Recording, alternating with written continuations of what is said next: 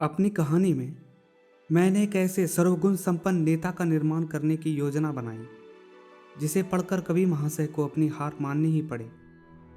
भरी सभा में वह जो नहला मार गए थे उस पर मैं दहला नहीं सीधे इक्का ही फटकारना चाहती थी, जिससे बाजी हर हालत में मेरी ही रहे। कहानी का शीर्षक है मैं हार गई और यह कहानी लिखी है मनु भंडारी ने। तो चलिए शुरू करते हैं। जब कवि सम्मेलन समाप्त हुआ तो सारा हॉल हंसी कहो और तालियों की गड़गड़ाहट से गूंज रहा था। शायद मैं ही एक ऐसी थी जिसका रोम रोम क्रोध से जल रहा था। उस सम्मेलन की अंतिम कविता थी बेटे का भविष्य। उसका सारांश कुछ इस प्रकार था। एक पिता अपने बेटे के भविष्य का अनुमान लगाने के लिए उसके कमरे में एक अभिनेत्री की तस्वीर, एक शराब की बोतल और एक प्रति गीता की रख देता है और स्वयं छिपकर खड़ा हो जाता है। बेटा आता है और सबसे पहले अभिनेत्री के तस्वीर को उठाता है।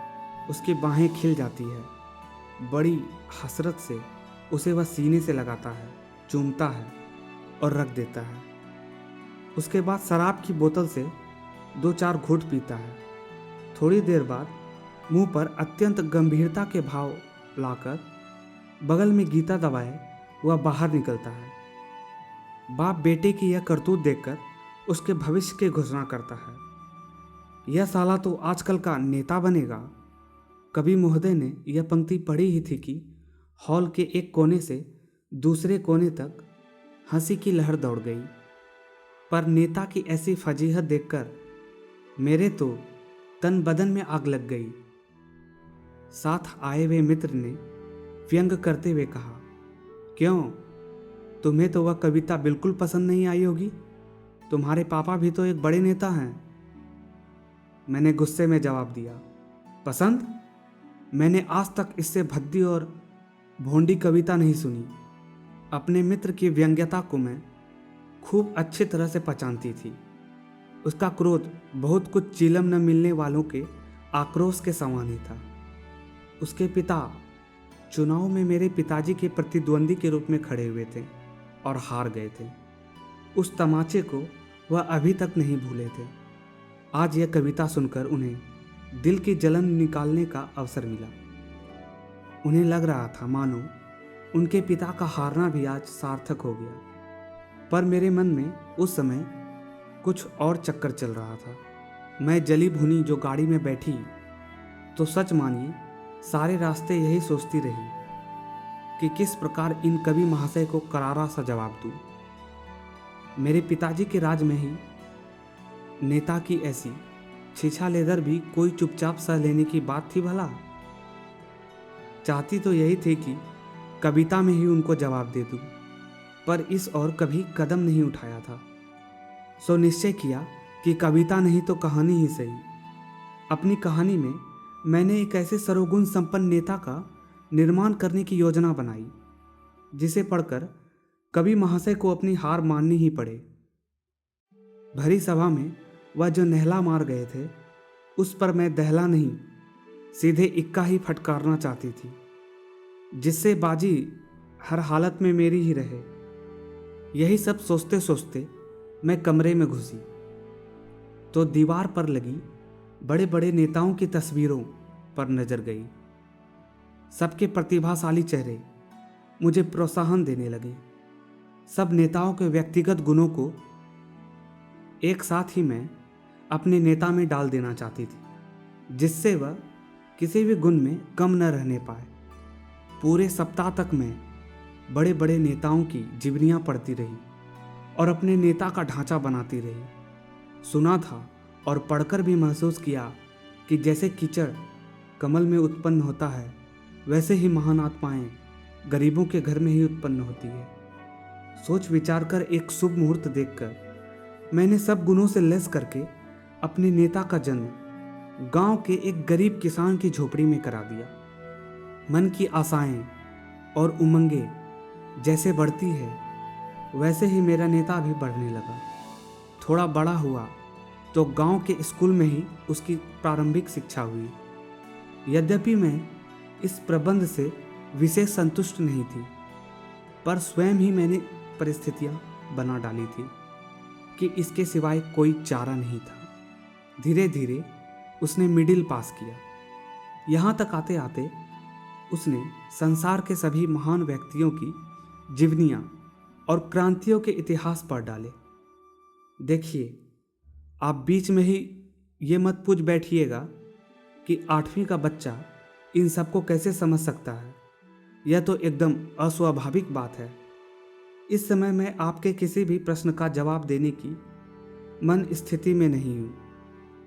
आप यह न भूलें कि यह बालक एक महान भावी नेता है। हाँ, तो यह सब पढ़कर उसके सीने में बड़े बड़े अरमान मचलने लगे, बड़े बड़े सपने साकार होने लगी, बड़ी बड़ी उमंगें करवटें लेने लगी। वह जहाँ कहीं भी अत्याचार देखता, मुट्ठियाँ भींच भींच कर संकल्प करता, उसको दूर करने की बड़ी बड़ी योजनाएं बनाता और मुझे उसकी योजना में, उसके संकल्पों में अपनी सफलता हंसते खेलती नजर आती।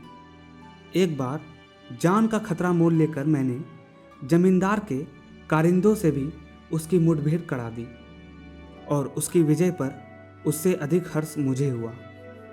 तभी अचानक एक घटना घट गई। उसके पिता की अचानक मृत्यु हो गई।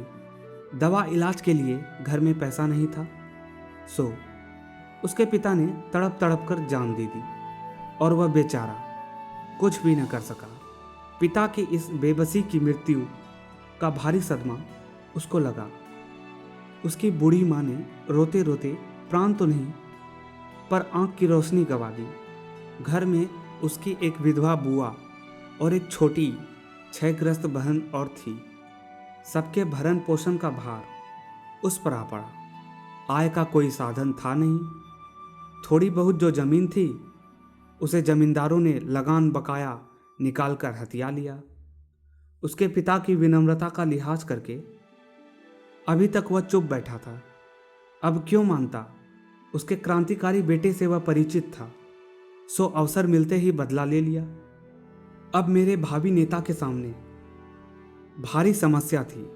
वह सलाह लेने मेरे पास आया। मैंने कहा, अब समय आ गया है, तुम घर बार और रोटी की चिंता छोड़कर देश सेवा के कार्य में लग जाओ। तुम्हें देश का नवनिर्माण करना है। शोषितों की आवाज़ को बुलंद करके देश में वर्गहीन समाज की स्थापना करनी है। तुम सब कुछ बड़ी सफलतापूर्वक कर सकोगे, क्योंकि मैंने तुम में सब आवश्यक गुण भर दिए हैं। उसने बहुत ही बूझे हुए स्वर में कहा, यह तो सब ठीक है, पर मेरी अंधी माँ और बीमार बहन का क्या होगा? मुझे देश प्यारा है, पर ये लोग भी कम प्यारे नहीं हैं। मैं झल्ला उठी। तुम नेता होने जा रहे हो या कोई मजाक है? जानते नहीं, नेता लोग कभी अपने परिवार के बारे में नहीं सोचते, वे देश के संपूर्ण राष्ट्र के बारे में सोचते हैं। तुम्हें मेरे आदेश के अनुसार चलना होगा। जानते हो, मैं तुम्हारी स्पष्टता हूँ, तुम्हारी विधाता। उसने सब कुछ अनसुना करके कहा, यह सब तो ठीक है, पर मैं अपनी अंधी बूढ़ी माँ की दर्द भरी आहों की उपेक्षा किसी भी मूल्य पर नहीं कर सकता। तुम मुझे कहीं नौकरी क्यों नहीं दिला देती? गुजारे का साधन हो जाने पर मैं बाकी सारा समय सहर्ष देश की सेवा में लगा दूंगा। तुम्हारे सपने सच कर दूंगा, पर पहले मेरे पेट का कुछ प्रबंध कर दो। मैंने सोचा, क्यों न अपने पिताजी के विभाग में ही इसे कोई नौकरी दिलवा दूं। पर पिताजी की उदार नीति के कारण कोई जगह खाली भी तो रहने पाए। देखा तो सब जगह भरी हुई थी। कहीं मेरे चचेरे भाई विराजमान थे तो कहीं फुफेरे। मतलब यह है कि मैं उसके लिए कोई प्रबंध न कर सकी। उसका मुंह तो चीर दिया, पर उसे भरने का प्रबंध न कर सकी। हार कर उसने मजदूरी करना शुरू कर दिया। जमींदार की नई हवेली बन रही थी, वह उसी में ईंटें ढोने का काम करने लगा। जैसे जैसे वह सिर पर ईंटें उठाता, उसके अरमान नीचे को घसकते जाते। मैंने लाख बार उसे यह काम न करने के लिए कहा, पर वह अपनी माँ बहन की आड़ लेकर मुझे निरुत्तर कर देता। मुझे उस पर कम क्रोध नहीं था, फिर भी मुझे भरोसा था, क्योंकि बड़ी बड़ी प्रतिभाओं और गुणों को मैंने उसको घुट्टी में पिला दिया था। हर परिस्थिति में वे अपना रंग दिखलाएंगे, यह सोचकर ही मैंने उसे उसके भाग्य पर छोड़ दिया और तटस्थ दर्शक की भांति उसकी प्रत्येक गतिविधि का निरीक्षण करने लगी। उसकी बीमार बहन की हालत बेहद ही खराब हो गई। वह उसे बहुत प्यार करता था। उसने एक दिन काम से छुट्टी ली और शहर गया। उसके इलाज के प्रबंध की तलाश में घूम फिर कर एक बात उसकी समझ में आई कि काफ़ी रुपया हो तो उसकी बहन बच सकती है। रास्ते भर उसकी रुग्ण बहन की करुणी चित्कार उसके हृदय को भेदती रही। बार बार जैसे उसकी बहन चिल्ला चिल्ला कर कह रही थी, भैया मुझे बचा लो, कहीं से भी रुपए का प्रबंध करके मुझे बचा लो भैया, मैं मरना नहीं चाहती। और उसके सामने उसके बाप की मृत्यु का दृश्य घूम गया। गुस्से में उसकी नसें तन गई। वह गांव आया और वहां के जितने भी संपन्न लोग थे सबसे कर्ज मांगा, मिन्नतें की, हाथ जोड़े, पर निराश के अतिरिक्त उसे कुछ न मिला। इस नाकामयाबी पर उसका विद्रोही मन जैसे भड़क उठा। वह दिन भर बिना बताए जाने क्या क्या संकल्प करता रहा और आधी रात के करीब दिल में निहायत ही नापाक इरादा लेकर उठा। मैं कांप गई। वह चोरी करने जा रहा था। मेरे बनाए नेता का ऐसा पतन, वह चोरी करे? छी छी। और इससे पहले कि चोरी जैसे जघन्य कार्य करके वह अपनी नैतिकता का हनन करता, मैंने उसका ही खात्मा कर दिया। अपनी लिखी हुई कहानी के पन्नों के टुकड़े टुकड़े कर दिए। उसकी तबाही के साथ एक महान नेता के निर्माण करने का मेरा हौसला भी मुझे तबाह होता नजर आया। लेकिन इतनी आसानी से मैं हिम्मत हारने वाली न थी। बड़े धैर्य के साथ मैं अपनी कहानी का विश्लेषण करने बैठी कि आखिर क्यों यह सब गुणों से लैस होकर भी मेरा नेता न बनकर चोर बन गया। और खोजबीन करते करते मैं अपनी असफलता की जड़ तक पहुंच ही गई। गरीबी के कारण ही उसके सारे गुण दुर्गुण बन गए और मेरी मनोकामना अधूरी ही रह गई। जब सही कारण सूझ गया तो उसका निराकरण क्या कठिन था। एक बार फिर मैंने कलम पकड़ी और नेता बदलते हुए रूप और बदली हुई परिस्थितियों में फिर एक बार इस संसार में आ गया। इस बार उसने शहर के करोड़पति सेठ के यहाँ जन्म लिया, जहाँ न उसके सामने पेट भरने का सवाल था, न बीमार बहन के इलाज की समस्या। असीम लाड प्यार और धन वैभव के बीच वह पलने लगा। बढ़िया से बढ़िया स्कूलों में उसे शिक्षा दी गई। उसकी अलौकिक प्रतिभा देखकर सब चकित रह जाते। वह अत्याचार होते देखकर तिलमिला जाता, जोशीले भाषण देता। गांवों में जाकर वह बच्चों को पढ़ाता। गरीबों के प्रति उसका दिल दया से लबालब भरा रहता। अमीर होकर भी वह सादगी से जीवन बिताता। सारांश यह कि महान नेता बनने के सभी लक्षण उसमें नजर आए।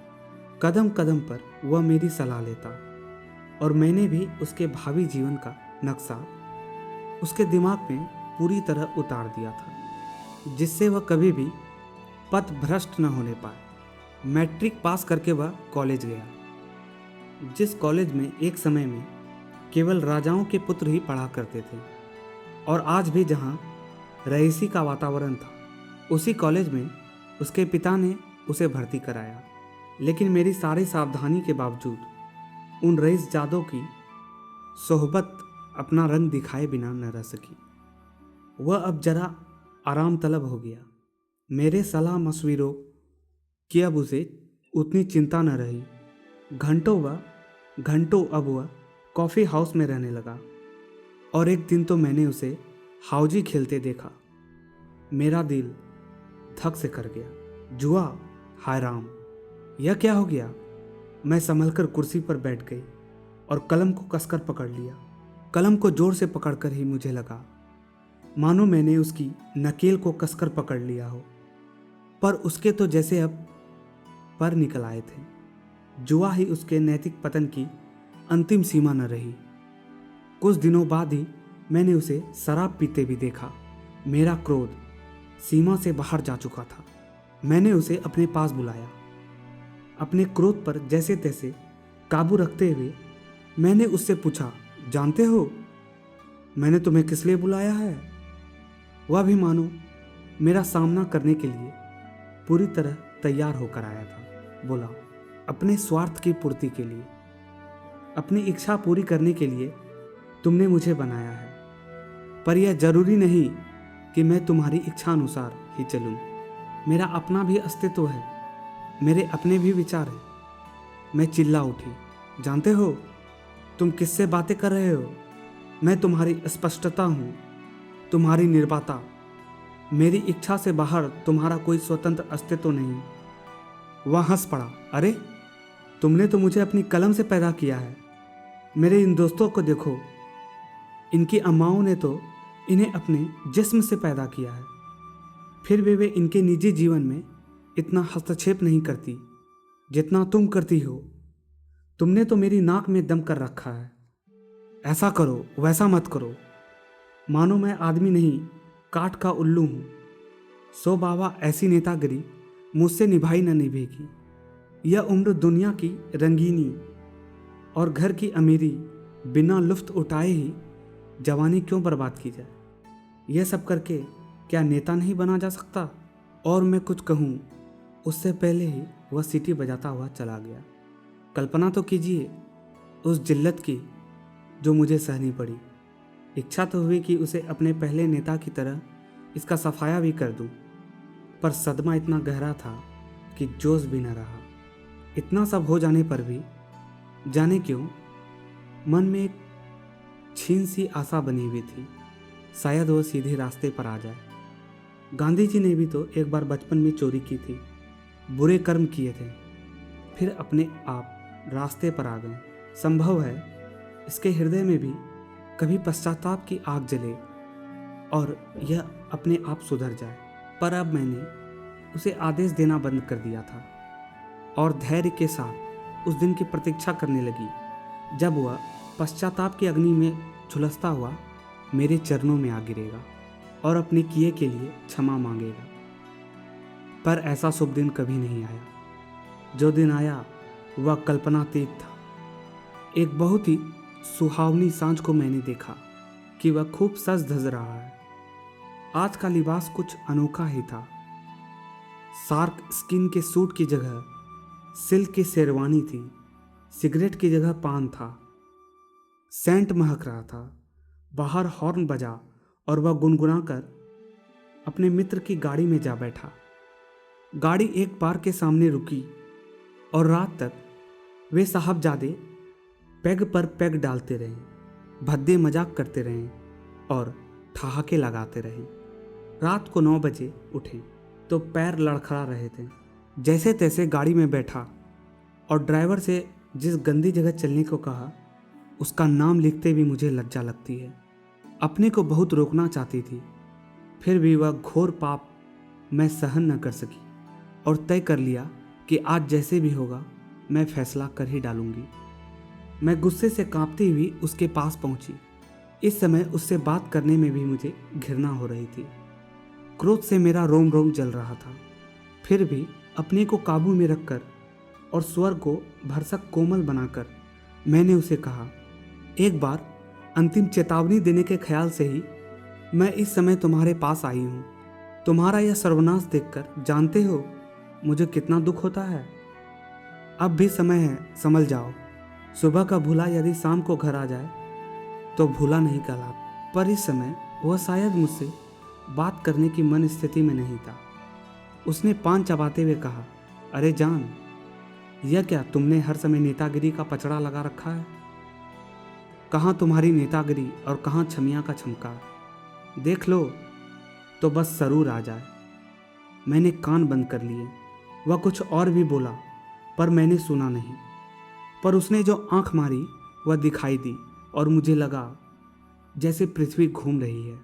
मैंने आंखें बंद कर ली और गुस्से से होठ काट लिए।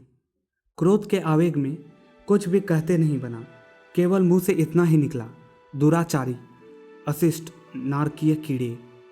उसके मित्र ने जो कुछ कहा, उसकी हल्की सी ध्वनि मेरे कानों में पड़ी। वह जाते जाते कह रहा था, अरे ऐसी घोर हिंदी में फटकारोगी तो वह समझेगा भी नहीं, जरा सरल भाषा में बोलो। और अधिक सहन करना मेरे बूते से बाहर की बात थी। मैंने जिस कलम से उसको उत्पन्न किया था, उसी कलम से उसका खात्मा भी कर दिया। वह छमिया के यहाँ जाकर बैठने वाला था कि मैंने उसे रद्दी की टोकरी में डाल दिया। जैसा किया वैसा पाया। उसने तो अपने किए का फल पा लिया, पर मैं समस्या का समाधान नहीं पा सकी। इस बार की असफलता ने तो बस मुझे रुला ही दिया। अब तो इतनी भी हिम्मत नहीं रही कि एक बार फिर मध्यम वर्ग में अपना नेता उत्पन्न करके फिर से प्रयास करती। इन 2 हत्याओं के भार से ही मेरी गर्दन टूटी जा रही थी और हत्या का पाप ढोने की न इच्छा थी और न ही शक्ति। और मेरे सारे अहंकार को तिलांजलि देकर बहुत ही ईमानदारी से मैं कहती हूँ कि मेरा रोम रोम महसूस कर रहा था कि कभी भरी सभा में शान के साथ जो नेहला फटकार गया था, उस पर इक्का तो क्या, मैं दुग्गी भी न मार सकी। मैं हार गई, बुरी तरह हार गई। तो आज की कहानी में इतना ही। फिर मुलाकात होगी एक और नई कहानी के साथ। तब तक के लिए धन्यवाद।